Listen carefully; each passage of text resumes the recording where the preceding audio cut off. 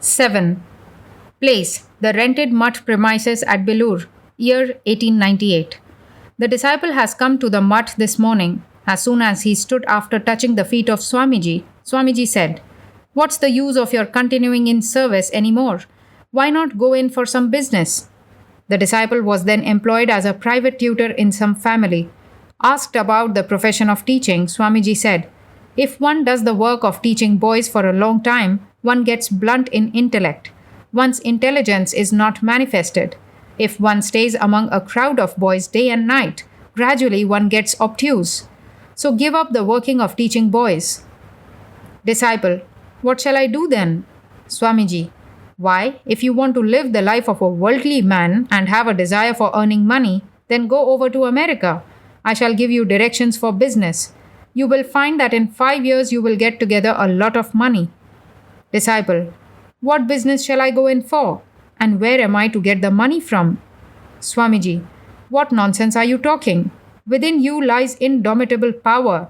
Only thinking, I am nothing, you have become powerless. Why you alone? The whole race has become so. Go round the world once, and you will find how vigorously the life current of other nations is flowing. And what are you doing? Even after learning so much, you go about the doors of others crying, 'Give me employment.' Trampled under others' feet, doing slavery for others. Are you men anymore? You are not worth a pin's head. In this fertile country with abundant water supply, where nature produces wealth and harvest 1,000 times more than in others, you have no food for your stomach, no clothes to cover your body. In this country of abundance, the produce of which has been the cause of the spread of civilization in other countries, you are reduced to such straits. Your condition is even worse than that of a dog. And you glory in your Vedas and Vedanta, a nation that cannot provide for its simple food and clothing, which always depends on others for its subsistence. What is there for it to want about? Throw your religious observances overboard for the present and be first prepared for the struggle for existence. People of foreign countries are turning out such golden results from the raw materials produced in your country, and you, like asses of burden, are only carrying their load. The people of foreign countries import Indian raw goods, manufacture various commodities by bringing their intelligence to bear upon them, and become great, whereas you have locked up your intelligence, thrown away your inherited wealth to others, and roam about crying piteously for food. Disciple: "In what way, sir, can the means of subsistence be procured?" Swamiji: "Why, the means are in your hands. You blindfold your eyes and say, 'I am blind and can see nothing.' Tear off the folds from your eyes, and you will see the whole world lighted by the rays of the midday sun. If you cannot procure money, go to foreign countries, working your passage as a lascar. Take Indian cloth, towels, bamboo work, and other indigenous products, and peddle in the streets of Europe and America. You will find how greatly Indian products are appreciated in foreign markets even now. In America, I found some Mohammedans of the Hooghly district had grown rich by peddling Indian commodities in this way. Have you even less intelligence than they? Take, for example, such excellent fabric as the Varanasi made saris of India, the like of which are not produced anywhere else in the world. Go to America with this cloth, have gowns made out of this fabric and sell them, and you will see how much you earn." Disciple: "Sir, why will they wear gowns made of the saris of Varanasi? I have heard that clothes designed diversely are not to the taste of the ladies in those countries." Swamiji: "Whether they will receive or not, I shall look to that. It is for you to exert yourself and go over there. I have many friends in that country to whom I shall introduce you. At first, I shall request them to take this cloth up among themselves. Then you will find many will follow suit, and at last you won't be able to keep the supply up to the enormous demand." Disciple: "Where shall I get the capital for the business?" Swamiji: "I shall somehow give you a start. For the rest, you must depend on your own exertions. If you die, you get to heaven, and if you win, you enjoy the earth." Gita. Even if you die in this attempt, well and good. Many will take up the work, following your example, and if you succeed, you will live a life of great opulence. Disciple: "Yes, sir, so it is, but I cannot muster sufficient courage." Swamiji: "That is what I say, my son. You have no Shraddha, no faith in yourselves. What will you achieve? You will have neither material nor spiritual advancement. Either put forth your energy in the way I have suggested and be successful in life, or give up all and take to the path we have chosen. Serve the people of all countries through spiritual instruction. Then only will you get your dole of food like us. If there is no mutual exchange, do you think anybody cares for anybody else? You observe in our case that because we have the householders some spiritual instructions, they in return give us some morsels of food. If you do nothing, why will they give you food? You observe so much misery in mere service and slavery of others, still you are not waking up, and so your misery also is never at an end. This is certainly the delusive power of Maya. In the West, I have found that those who are in the employment of others have their seats fixed in the back rows in the parliament, while the front seats are reserved for those who have made themselves famous by self exertion, or education, or intelligence. In Western countries, there is no botheration of caste. Those on whom fortune smiles for their industry and exertion are alone regarded as leaders of the country and the controllers of its destiny. Whereas in your country, you are simply vaunting your superiority in caste, till at last you cannot even get a morsel of food.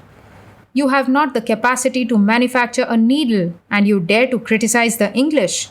Fools! Sit at their feet and learn from them the arts, industries, and the practicality necessary for the struggle for existence.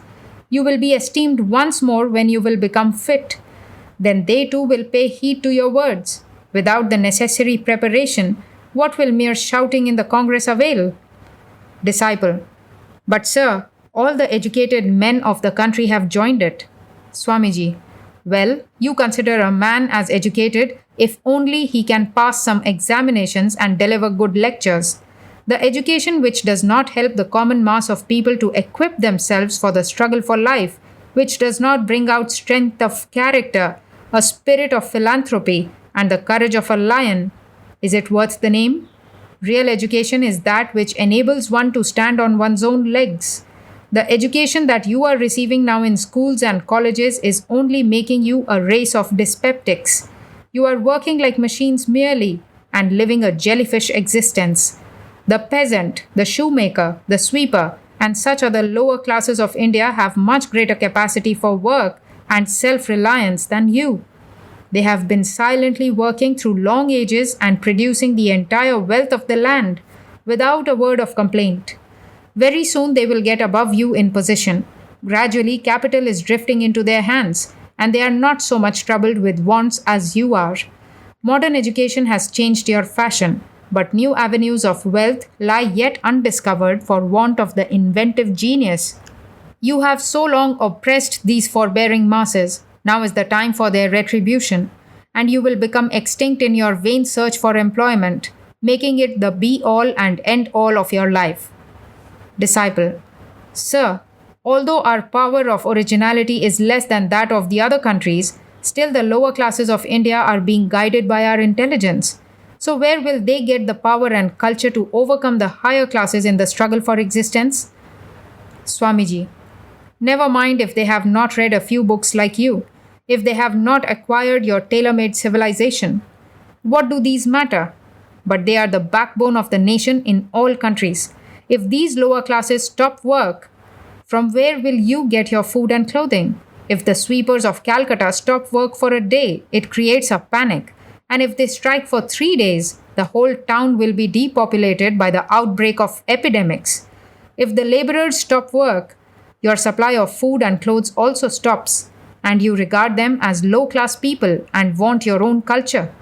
Engrossed in the struggle for existence, they had not the opportunity for the awakening of knowledge. They have worked so long uniformly like machines guided by human intelligence, and the clever educated section have taken the substantial part of the fruits of their labor. In every country this has been the case. But times have changed. The lower classes are gradually awakening to this fact and making a united front against this, determined to exact their legitimate dues. The masses of Europe and America have been the first to awaken and have already begun the fight. Signs of this awakening have shown themselves in India too, as is evident from the number of strikes among the lower classes nowadays.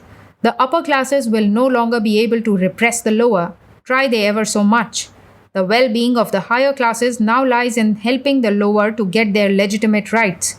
Therefore, I say, set yourselves to the task of spreading education among the masses.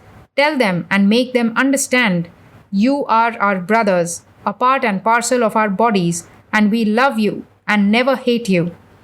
If they receive this sympathy from you, their enthusiasm for work will be increased 100-fold. Kindle their knowledge with the help of modern science. Teach them history, geography, science, literature, and along with these, the profound truths of religion. In exchange for that teaching, the poverty of the teachers will also disappear. By mutual exchange, both parties will become friendly to each other.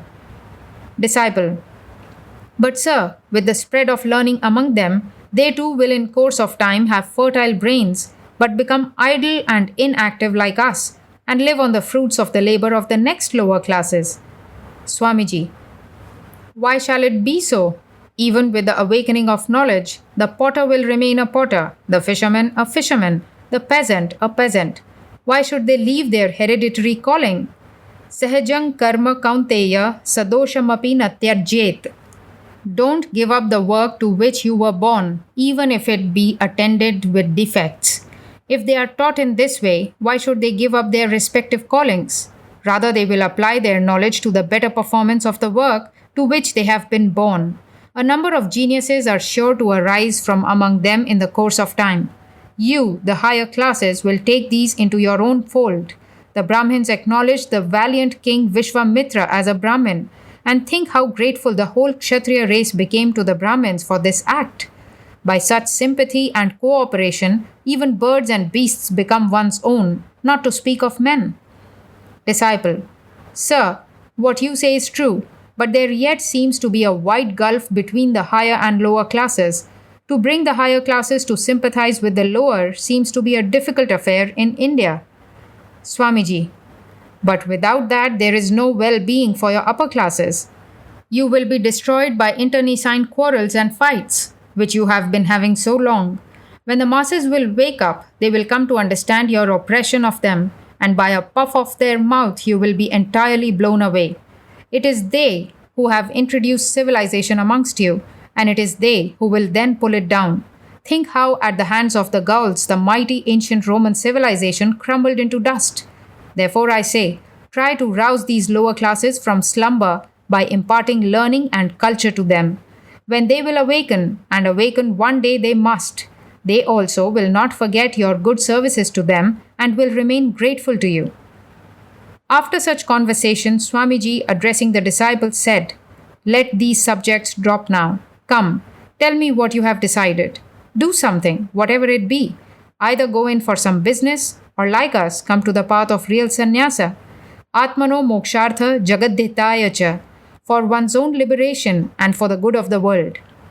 The latter path is of course the best way there is. What good will it do to be a worthless householder? You have understood that everything in life is transitory. Nalini dalagata jalamati taralam, tadvat jivana matishaya chapalam.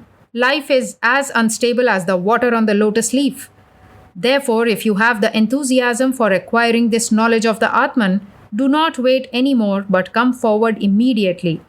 Yada hareva virajet, tada hareva pravrajet.